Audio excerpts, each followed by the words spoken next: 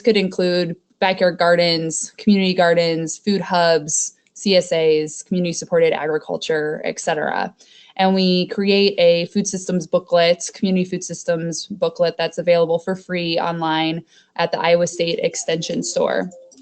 So those are all opportunities that exist for you to research if you're interested. The third thing that we offer at Iowa State is trainings, and these are actually new this year. We have a local food leader program that's going to go national in March, and then we also have a community food systems certification program that goes more into the design elements of what is entailed into a community food system. And so those two trainings will lead to certification, and so individuals that are practitioners within this work can go into their communities and do similar frameworks, of which we've been assessing for the last 5 years through our program. So we work in 5 food system sectors. And so first we look at production and ways that people produce food. And so as many of you know, there's several different methods of this. So it can be gardening, which can be in urban or rural settings. It could be farms, etc. We have worked with several different hospitals or clinics in this realm, which could be like raised beds outside of hospitals. It could include some vacant land, etc. And so what you see here is an example from Dubuque, in which case you have a couple quotes about the opportunities that may exist in their community, as well as maybe some gaps that are relevant. This happens to be at the Dubuque Rescue Mission, which partners to give access to food to those individuals who are homeless. In regards to transformation, we're really looking at how can we add value to that food that's produced. And so this could be this lovely picture of meat that you see in front of you, and how do we process that food and get it to its next source, or it could be freezing and packaging green beans or other types of vegetables or fruits.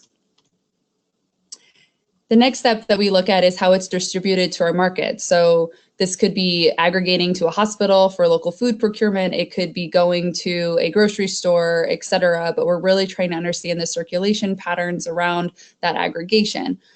So we assess then the various types of distribution patterns, as well as the ways and gaps in which those things happen.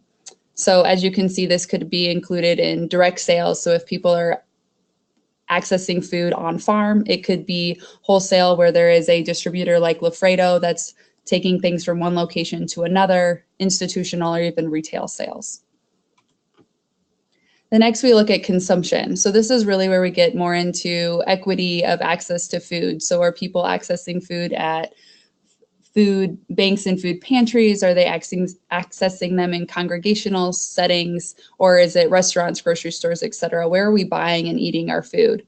We also look at food deserts here, and how are the different environmental considerations looked at and perceived, and how can we make some changes to help build connection between our distribution, our production, and how we eat food.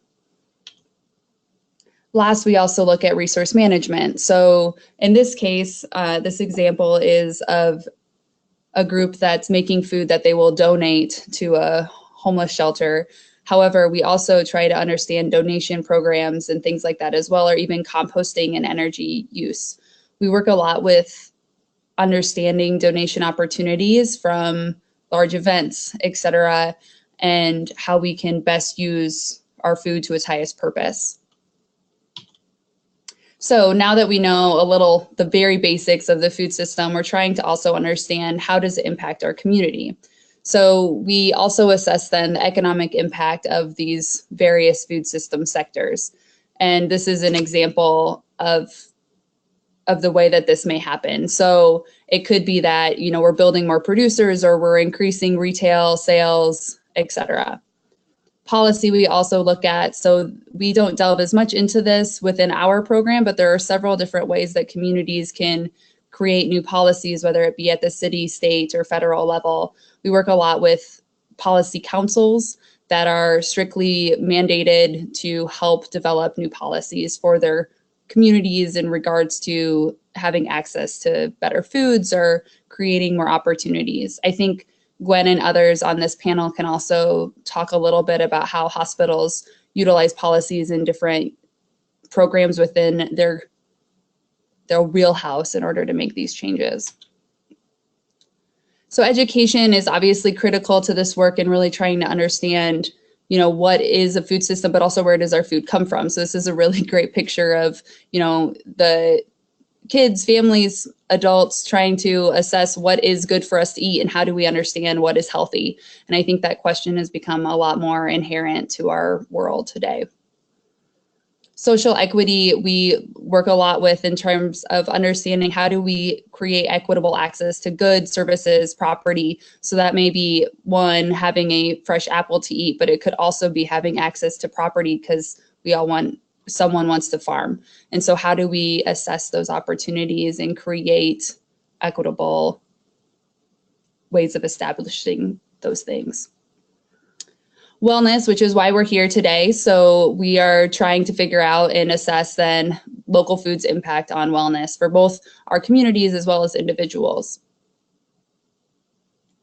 And so with that, I'm going to talk a little bit about some innovative hospitals, but also want to give more time to both Gwen and Kristen, who are on the line, to talk about some of the reasons that their hospitals are engaging in this work as it relates to wellness and public health. So first, as a dovetail, since Chris is not able to join us today, I'm going to mention the edible landscape that we've been able to work on with Lutheran Hospital and Unity Point, as well as several other partners that you can see on the screen. So we started working with this group of a coalition about 2 years ago, really with the notion that we wanted to build a strategy for communities to access food in a public way. So there's no payment in terms of a community garden space, et cetera, but it's really a public engaged space that both residents as well as staff and clients can use on a daily basis. So this strategy evolved from being a very integrated piece of property on the hospital grounds to now being a specific orchard, which you can see, I don't know if my hover will work, but which you can see in the bottom right picture. So we planted about 40 trees, I believe, last spring, and this will be operational here next year. And we've partnered with the Carver Elementary School, as well as several neighborhood associations and parks departments, et cetera. Chris also mentioned this morning that they are working in collaboration with Grandview too for some students to be engaged in the management of the property. So I think the big message here is just that community collaborations have been very intentional and they continue to evolve as we go through this process. A few other strategies that Chris has mentioned this morning was that they try to have a balanced strategy to food throughout the community. So as Unity Point, they're also working really intentionally with the Ankeny and downtown farmers markets. They also promote the WIC and EBT purchase opportunities at those two places. They were involved in the Double Up Food Bucks, the first round of planning for that group, which I believe was 2 years ago. And they're also trying to find therapeutic applications for the garden space that we just implemented. Another program that Chris mentioned, and I apologize as I'm skipping over some words, I'm reading notes that I scribbled through. Chris mentioned a 5210 program that's being launched, and that's helping to promote healthy eating and exercise. And I'm sure many of you know more about this program than I do, but the 5210 sounded like a really great opportunity for different hospitals, clinics, et cetera, to take on. And he mentioned that the Healthy Estate Initiative is also adopting this as an opportunity for them to pledge statewide. A few other ways that hospitals have been incorporating this work around the nation has included a garden program in Maryland, which basically led from a very grassroots initiative to now keeping up and promoting more community-based engagement. Whereas a farm in the Boston Medical Center, which is actually a rooftop farm of, I believe I saw 7,000 acres of hydroponic lettuce, a farm has dedicated that sole procurement to the Boston Medical Center for more healthy eating options. Similarly, there's farmers markets, CSAs, and procurement being seen as ways to increase community participation in hospitals. And there's a few different examples here on the screen that hopefully will be embedded links when these are posted online that you can read about quick tips and benefits to these types of engagement strategies. So with that, enough from hearing about me. I'm hoping to open this for our panel to answer a few questions as well. Kristen and Gwen, are you able to join us? Sure, we're here. I'm here anyway. This is Gwen. Great. Gwen, I'll start with you. Could you tell me a little bit about your organization and your role? Sure. I came to local foods kind of a little bit through the back door, so to speak. Got involved through a community-based participatory research project that I was doing for the hospital, really looking at how local foods and access to local foods can impact type 2 diabetes specifically. And really found out a lot about food deserts here in Dubuque, and that's how I got hooked into the ag urbanism toolkit through the Iowa State Extension Office, and then really got to in depth get involved with this program. You know, for hospitals, I think it's a little bit of a newer strategy to really be looking at population health and how we can stop people from entering our door. We really want to impact the preventative portion of this and not be so reactive to the disease process.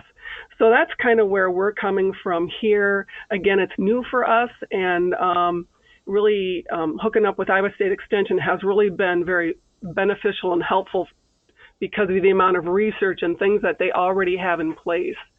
So that's kind of how we look at it here. And some of the things that Courtney mentioned, the CSA was how we got started. That was our first teeny tiny step, just looking at what can we do for our employees. And that was our first kind of foray into local foods. And we've kind of come along from that since about 2015. Great. Thanks, Gwen. I should mention too, before I head over to Kristen, the Agurbanism toolkit that Gwen mentioned is now what's called the Community Food Systems Program. So just for clarification, that Agurbanism ran as our pilot grant program from 2014 to 2016 and is now evolved into the Community Food Systems Program.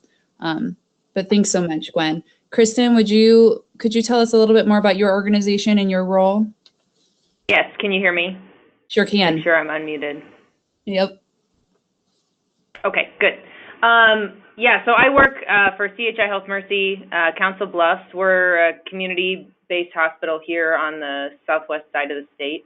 And I think because of the size of our community, we are kind of right across the river from Omaha, which is a little bit bigger. But I think one of the neat things about our hospital is, you know, in our system is that we've been pretty closely tied to the other community organizations.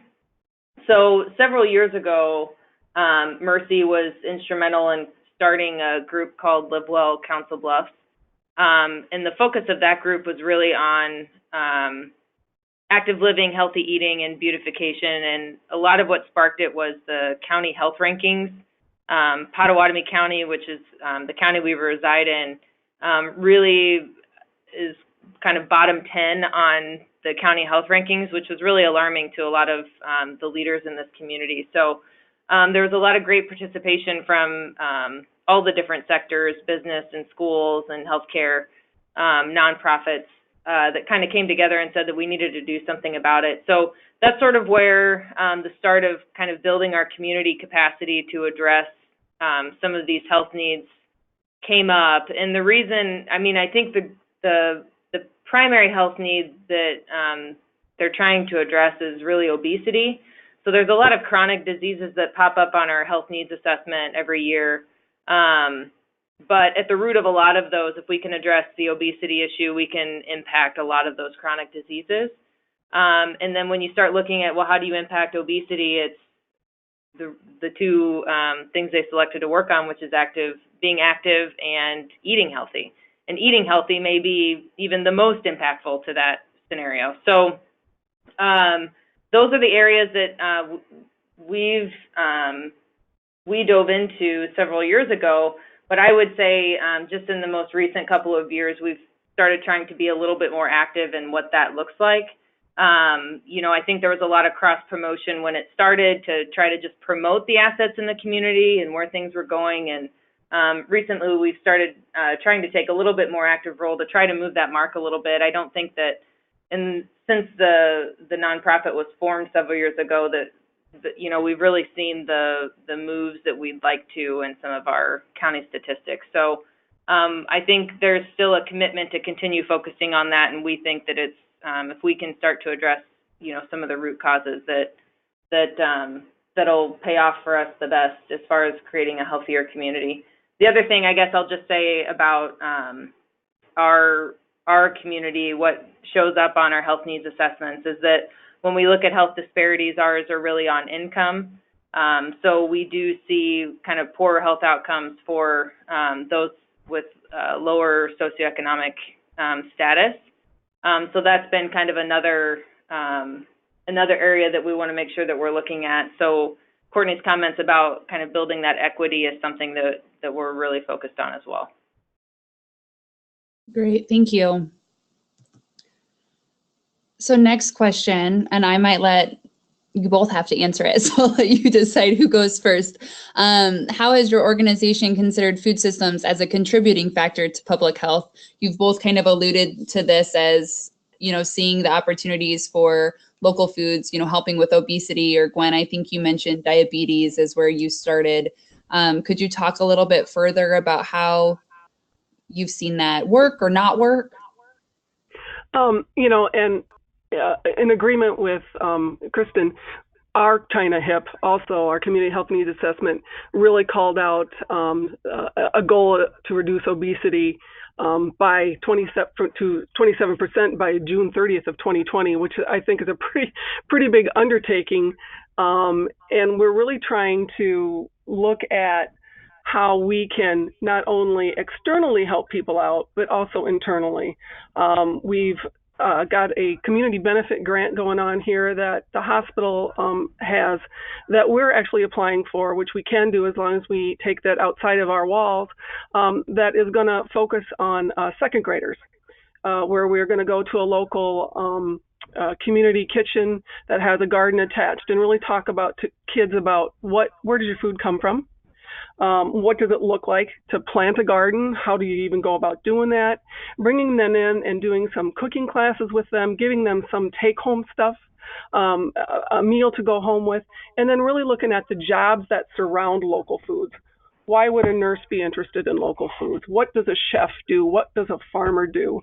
So really, when we talk about the food system and how that can affect public health and obesity, starting young and kind of working our way in that way as well. Yeah, this is Kristen. So I would echo the starting young. I think honestly we had probably a more simplified view of what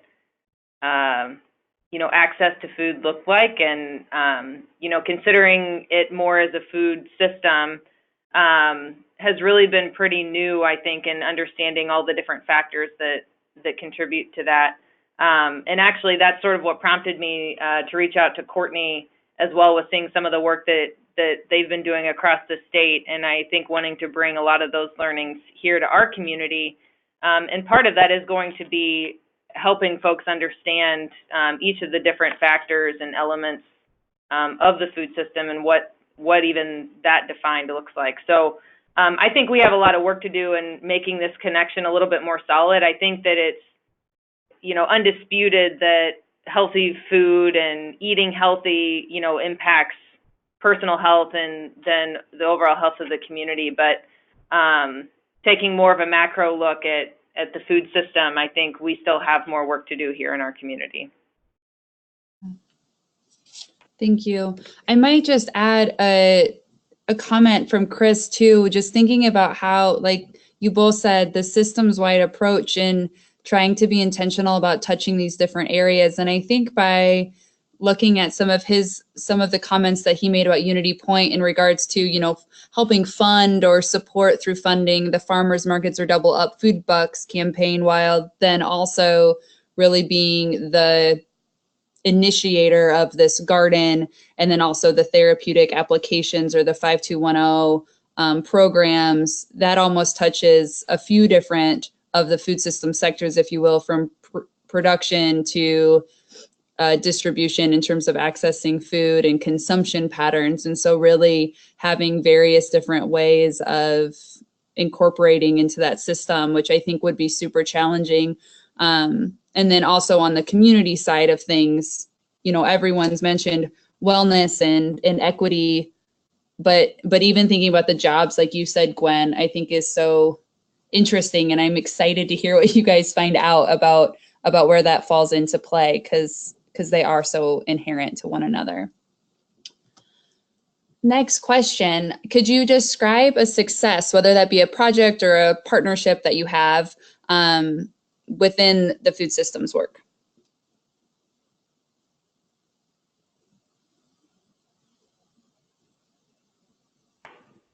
This is Kristen. I can go first. So I think a little over 2 years ago, we started partnering with, it's an organization called the Big Garden in this area, and they really provide a lot of support around community gardening and educating youth primarily.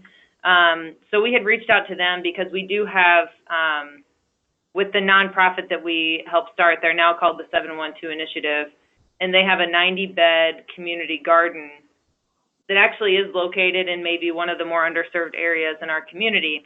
So what we had wanted to do was help provide some funding, one, to partner with the Big Garden to provide kind of some gardening education for these folks. So the program included the cost of the plots and the plants to plant it, and then the partnership with Big Garden is they came and provided all the tools and the training on, or I guess classes on kind of gardening 101 and taking care of soil and how to tend your garden. And it was a program that went twice a week throughout the whole summer.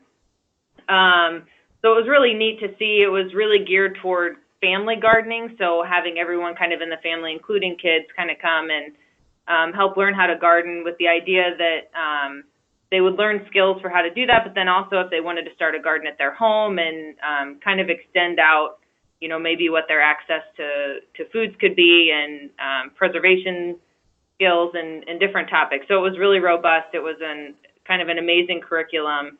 And I think I know your next question is going to be challenges, but I think in a lot of ways it was really successful, and for the families that participated, it was really successful. But what was a little disappointing is just that we didn't have the participation rate that we would have liked. So we wanted to recruit a lot more families than we're able to, and even half of the families that were recruited ended up dropping off because they, I think, had transportation issues or couldn't commit to coming that frequently to the garden for the classes and that sort of thing. So I think that, again, in a lot of ways it was really successful, and by the end of the program, I think everything that you had hoped the family would kind of learn, and exposing kids to the healthy foods and seeing them get excited about healthy foods and taking pride in having, grown that was really neat and heartwarming, and sort of gave you motivation to keep going. But then, on the grand scale, we really didn't kind of impact as many people as we would have liked to. So I think the challenge is, you want to set up kind of robust plans so you're not just, giving people food, but you're helping give them those skills, but then also understanding that, there are a lot of challenges facing, some of the families that,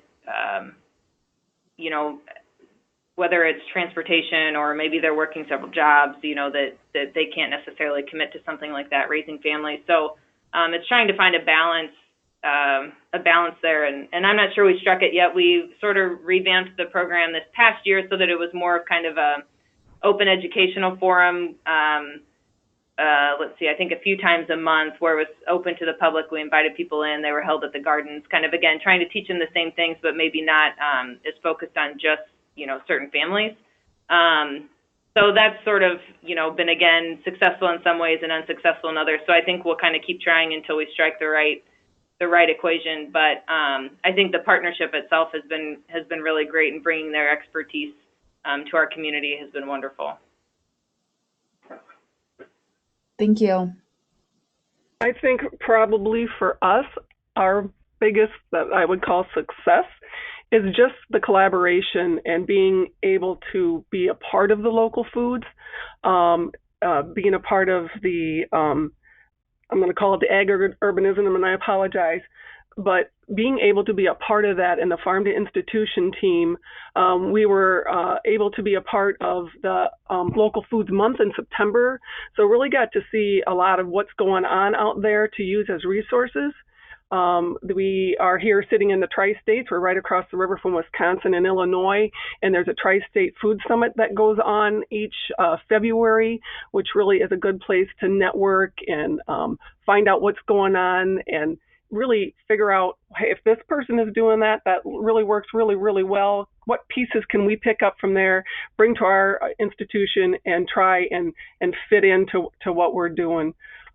So just the whole collaboration piece and getting all those pieces out there, like the city public health, the greater Dubuque, and then there's another group out there called Imagine Dubuque that is really picking up on local foods and talking about what will Dubuque look like in the future as far as local foods, and what piece does every person get to play in that, the institutions, the government, that type of thing. So collaboration, I think, is probably our biggest success, because we kind of came to this a little bit later in the ball game.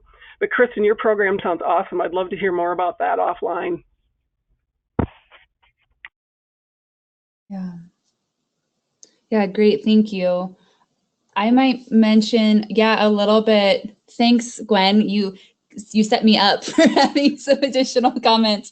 I'll just mention a little bit about the process we go through with the Community Food Systems Program, the agurbanism previous.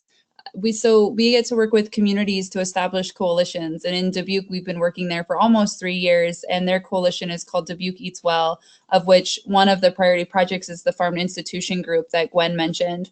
And they've been doing amazing things. So Gwen, as well as Dubuque County Extension, several producers, and Cincinnati Mound and a few other institutional procurers have been getting together for, I don't know, like 16 months probably now, and basically are their own coalition that's working really intentionally to figure out how to build up local procurement and institutions. And so, as Gwen mentioned, we had the Tri-State Food Summit that we were able to present at, and had a farmer buyer workshop, and now are creating a toolkit for best practices in both selling local, so for producers, how to sell local to institutions, but then also on the flip side for buyers, so whether it be hospitals or Iowa State University or other institutions, what are the tips of the trade, if you will, for how to procure local? And I'm sure for those of you who are in dining services know that there's several of these toolkits that already exist. And so we're actually trying to make it to be more of a 2 to 3 pager with several links, but more of a question or answer format. And all of that came out of the Farm to Institution team there. So, okay, yes, and Kristen, you are correct. The next question is, what are the challenges in this work? And please allude to any that are project specific, or if there's other broader challenges too. I know these are not easy things to accomplish, so. Yeah, this is Kristen again. I think the other thing that I'll just add is I think it's hard getting all of the folks that are involved and connected to,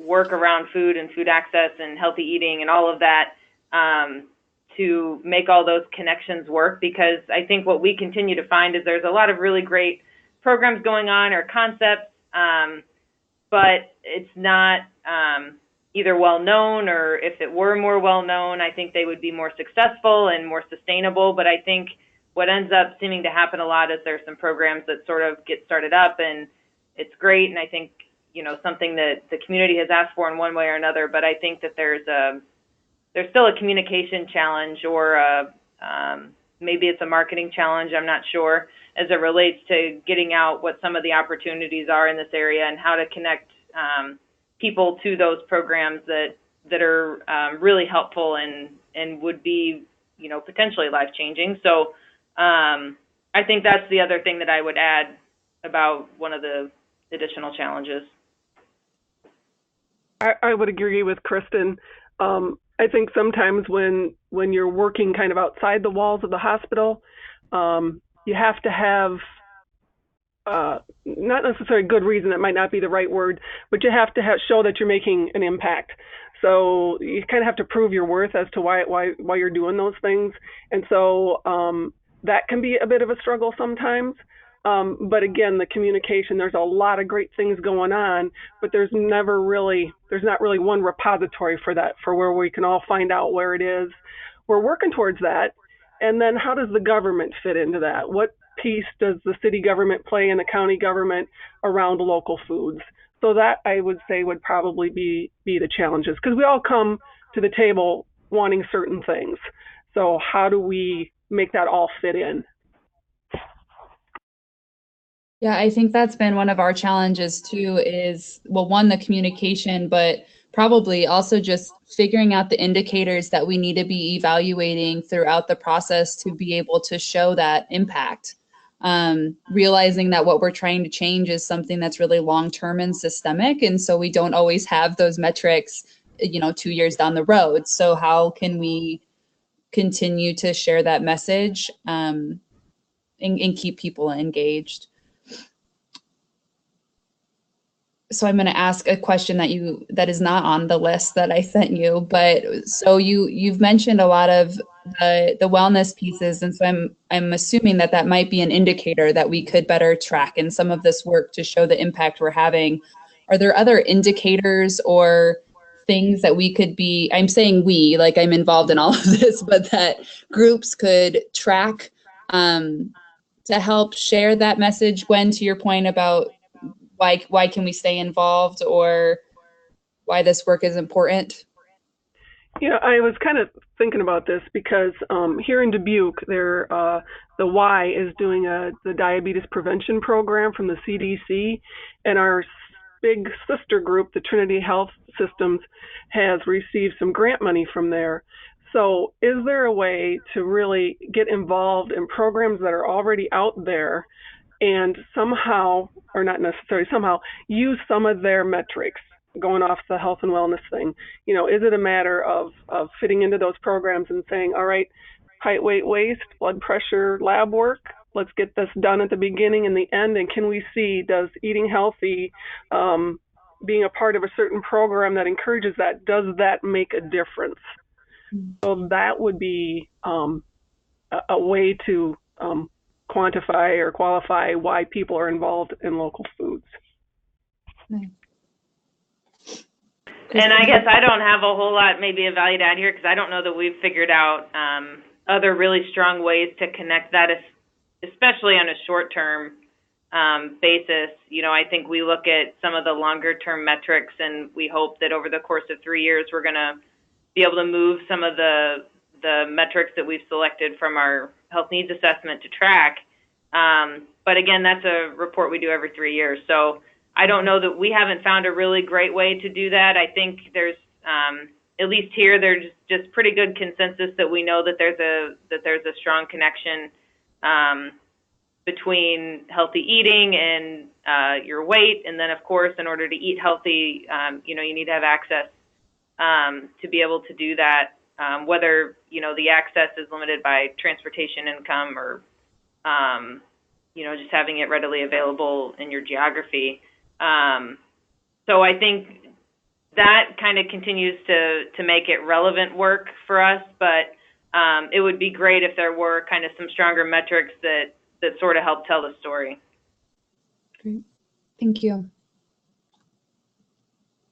Okay, my last question for you both is if you have a call to action for the audience or something you'd like to leave them with for the day, and then we'll open it up to audience questions and discussion.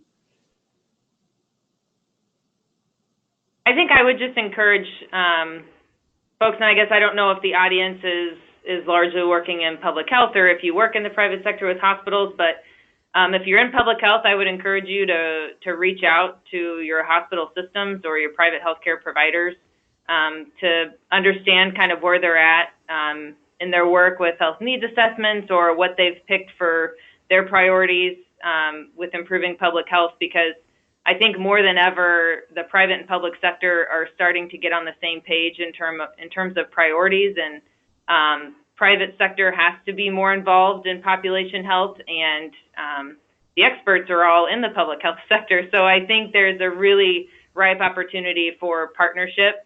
So I would encourage, if you're on the public health side, to reach out, and if you're in the private sector, to reach out to your public health partners, to your nonprofit partners, and find out how you can get involved, because for funding, certainly you could probably help support some of these efforts. But there's also, you have access to a pretty captive audience of patients and community members. So there may be a lot of other ways that you can kind of help promote their services and programs and make it more successful in the community. I totally agree with what Kristen had to say. Keep in mind that hospitals do have things like community health benefit programs and grants and things that they would be more than happy to help assist, especially with the funding and their community-based education programs. Maybe it's just a matter of them not thinking outside the box as to how to be involved in local food. So certainly a reach out to the local facilities is certainly a step in that direction. Great. Thank you both for your time and being a participant on this panel. If we could open it for discussion, comments, questions, I believe that there'll be, if you can do that via texting, and I think Janine will give more description to that. Sure. I'll just remind everybody. So each attendee on the webinar has a GoToWebinar control panel. And on your control panel, you should see a questions tab, and you can click on that and you can submit your questions. And Courtney, we do have a few. Do you see them, or do you want me to pitch them to you? Oh, sorry. Mine was not tracking. Let me see. That's okay. How about I read them to you, and then you can go ahead and participate in answering as you like as well. Okay, great. So the first one is, are either of these hospitals opening their food purchasing contracts to local food pantries or Meals on Wheels to help them purchase healthy food at much reduced prices? This is Kristen. My goodness, I don't know that we are, but I am now going to ask if we've inquired about that. I don't know if the person that's on the line that might have asked that question, have you had seen success with that, or is that a trend you're starting to see? Bruce, just one moment. I will go ahead and unmute you. Bruce, can we hear you? Yes, I have had I've had experience with that in another state. I work for an 800-bed hospital in North Carolina that opened its food contracts to both the local food bank and food pantries and Meals on Wheels, and saved them a considerable amount of money. Yeah, that's amazing. Well, then, Bruce, let's let you ask your follow-up to that about, are hospitals doing any basic screening and or education with food pantry users while they are at the food pantries? And maybe we don't know that, but that's the follow-up piece. Bruce, we can't come to the phone right now. So. Okay, I'm going to mute you, Bruce, because it sounds like you had another call coming in there, but just wanted to share that piece with our presenters as well. Courtney, do you know any hospitals that are doing that? I don't know of any hospitals that are, but I have heard of a few programs in other states as well that have been doing something similar with mobile food pantries, and then they're bringing clinicians with them to these drops or to these sites, and then they're conducting different screenings or different examples of that. And I could share that link with you actually maybe afterwards. That could be added to the presentation if that would be helpful. You bet, that'd be great. Clarify, that was doing medical screenings at the food pantries? At the food pantry drop site, there was a local cooperative, and they were in Arkansas, and they were starting to do mobile drop sites for low income neighborhoods. And with that, they were beginning to bring doctors with them or clinicians with them to do different screenings. And I'm not sure if it was through a program or if it was just something really amazing that this business started doing, but it was a pretty fantastic way of doing both food access and medical options. So. Yeah, and just another related comment that's come in here around that about hunger being a social determinant of health. So every hospital has a reason to be involved with the food system. That's what population health is all about. Amen. Okay. Another question, and in these two, I'm going to go ahead and pair together. They're from the same person, so they make sense to me.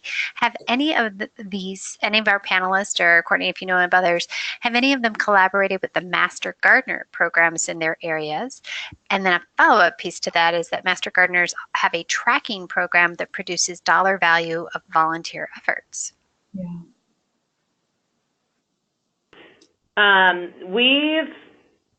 From a food system perspective, we have a collaboration with Master Gardeners. They actually take care of our healing garden here at the hospital. And we did reach out to them as when we were looking at the program we developed with the big garden. And I think that we would still look to potentially partner with them on some other programs in the future. I think the concern that they had in our area was being able to kind of commit the structured times and hours, that we're going to be required to put the program on. But they've definitely been a willing voice and participant at the table in some of our conversations as we've looked to develop programs. And for us, we have talked about trying to do some community gardens here around the hospital, and certainly the Master Gardeners, the person that leads that here at the Iowa State Extension was certainly our contact person. And then that program that I talked about with the second graders, we're hoping to pull in a Master Gardener to do part of that piece for those kids.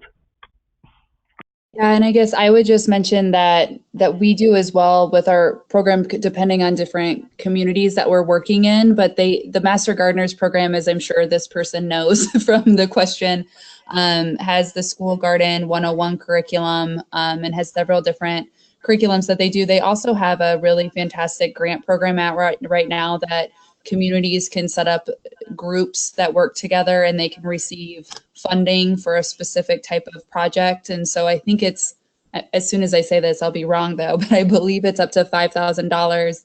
And that's in partnership with both human sciences as well as Master Gardeners on campus. And they're really looking at food access as well as building skill sets. And so like you mentioned, like maybe a different question was asked, the indicators there of the amount of food donated, the dollar amount that's with that as well. They also then can help with having a partner or volunteer on site. They'll come out and do some curriculum development, et cetera. I believe with the grant program, you actually do not have to be a Master Gardener to participate as a community partner. But typically there's a Master Gardener that's gone through their full Master Gardener curriculum. That's the primary volunteer, if you will. And if anyone would like more information on that, I'm happy to also share contact info there too for Susan DeBleek or Christine Hradek at Iowa State. Oh, yeah, great. Thank you. Okay, another question, and again, plugging into the audience, this is your chance, so go ahead and use that question feature and go to webinar control panel there and type in your questions. Michelle asks, the Big Garden Partnership created a curriculum for educational training. Is that curriculum that could be shared? I would have to ask them. They do a lot of programs, and I don't know if they would consider that to be proprietary or not, but I will ask, and if they are okay with it, I will send that to you, Janine, maybe.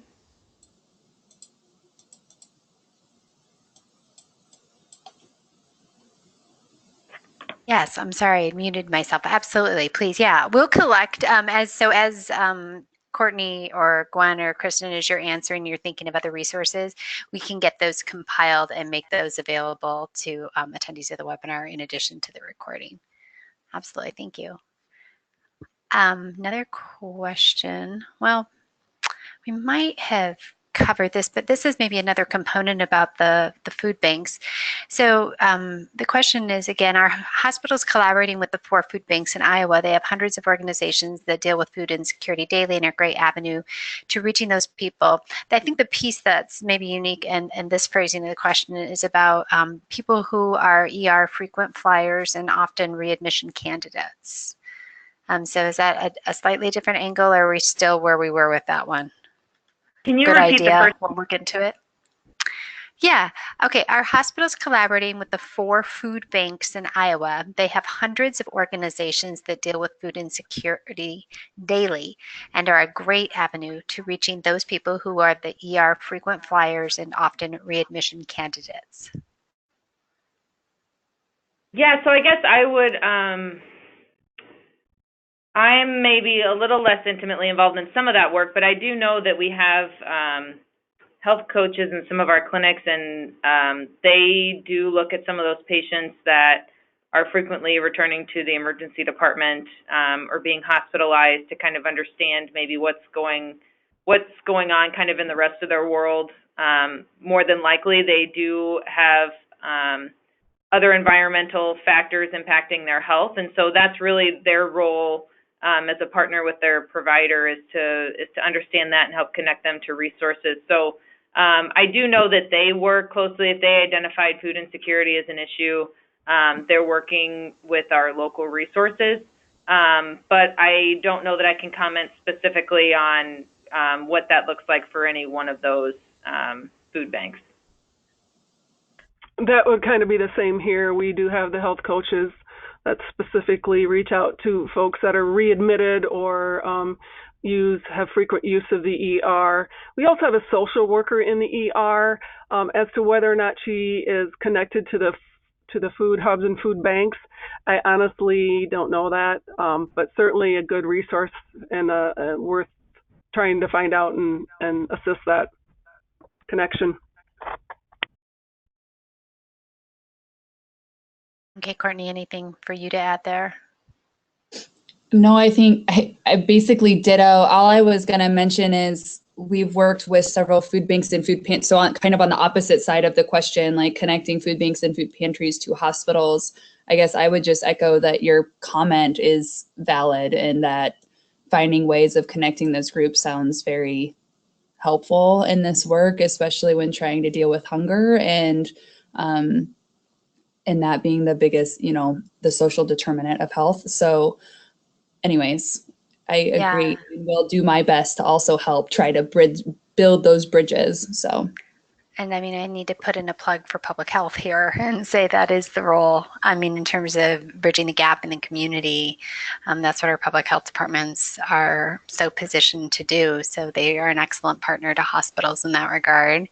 And also just knowing there's a lot of really innovative work going on in a few different counties, also with Telegen around health risk assessments and social determinants of health, incorporating some of those items into those. And that transitions lovely to the next question. Joy asks, are there any particular health risk assessment tools folks have found useful?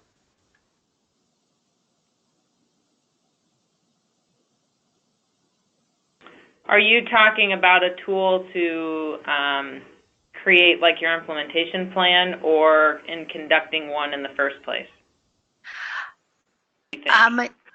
Joy, with your permission, I'll go ahead and unmute you and you can further clarify what you were asking there. Just a moment. We've got a lot of attendees. I've got to find Joy first. Here we go. Joy, because you've connected by phone, I need you to enter a PIN, and that audio PIN is #39#. Give Joy a second here. And if she's not able to get on with the audio, my guess is because she's capitalized health risk assessment, she's talking about the health risk assessments that are used and administered with clients. I see it like at a clinic or something if we're trying to identify their other needs. I think that's where she's heading. But Joy, go ahead and enter that PIN, that #39# if you can, and we'll let you chime in. But why don't you go ahead and take a whack at that? Sure, I apologize. I thought you said health needs assessment to start with. We have a program in one of our clinics just over the river in Omaha where they have a community health advocate type program where they are screening. I think they chose 10 kind of primary health needs or socioeconomic factors to start with, to screen all the patients that came through, and then that would then trigger them to have a conversation with the patient. Rather than, sort of waiting for it to come up in conversation with the provider, they were taking a more active role in trying to identify those in their patient population. And then they would pair them with the community advocate and go on and connect them into the community with resources that could hopefully help address their needs. A lot of work went into kind of developing that program, and I know they consulted some with the Health Leads program, if you guys are familiar with that, which is a pretty robust model that I think originated working in EDs, identifying risks. As we were developing the program over here, we wanted to be careful not to kind of try to boil the ocean, I guess. So that's why they sort of pared it down and chose those that had appeared to be more prevalent in our community anyway. So they were needs that they felt, one, that we did have an ability to address through community resources that were available, and two, were those that were most severely impacting our patient population. I can get a copy of that if you are interested, and then send it your way. Or if you want to send me an email, Joy, if that's what you're talking about, then I'd be happy to share that. Yeah, this is Janine again. I'll just say, Joy shared she's on a cell phone, so she can't get all those pieces pulled together and still listen to the webinar. But she did message in an example she was talking about with a health risk assessment is, like, for example, Watson's How's Your Health? So I think we were heading in the right direction with the answer there. Thank you. Okay. And that brings us to the end of the questions that have been submitted. I will give just a few more seconds here to see if anybody else wants to submit something via the question feature. And Joyce says, yes, please email a version of that copy. Thanks. Any other questions, Courtney, that came to mind for you or among Kristen or Gwen, things you want to ask each other to share? I guess I don't know if anyone, I would just welcome, if any of you are doing work in your communities. I told Courtney in getting ready for the webinar that I was, almost more excited to learn what other communities are doing, because I think, again, we're still young in the work that we're doing and trying to identify what's going to be most effective. So I would certainly welcome, any feedback, or if anybody, would be willing to email me after this to share kind of some success stories from their areas too. I would much welcome that. Yeah, I was gonna say I completely agree with Kristen. Again, I think for hospitals it's a little bit of a new kind of concept to work around local foods, and anything that's out there that works. I'm really intrigued about the food contract with the food pantries and stuff, and how that looks and how that works, and also with what you've got going on, Kristen, as well. So anybody that's got anything that's informational, if there's some way you wouldn't have to double email it, I would be interested as well.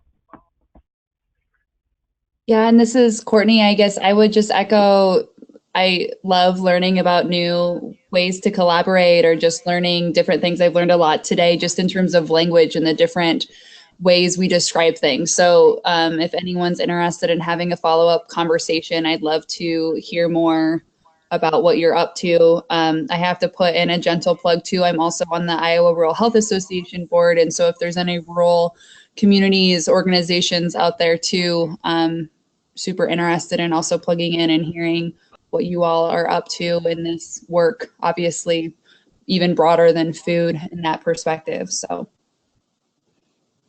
Excellent. Thank you. Well, are we wrapping up here? I'll go ahead and close this out. I just wanted to give you one last shot. Anything else to share? Okay. Well, on behalf of the Iowa Public Health Association, I would like to thank our presenters for sharing their expertise and their experiences, and clearly our ongoing shared learning with us today. Thank you so much. And also a thank you to all participants for spending this time with IPHA. If you're an IPHA member, thank you for your investment in our collective work and mission. If you're not yet an IPHA member, we invite you to consider membership. We need you to join us to build the shared value for public health in Iowa and in our nation. As you log off today, you will receive a brief 5-question evaluation. I promise it's brief. And we would very much appreciate your feedback on today's session and input on future IPHA webinar offerings. Thank you and have a good afternoon.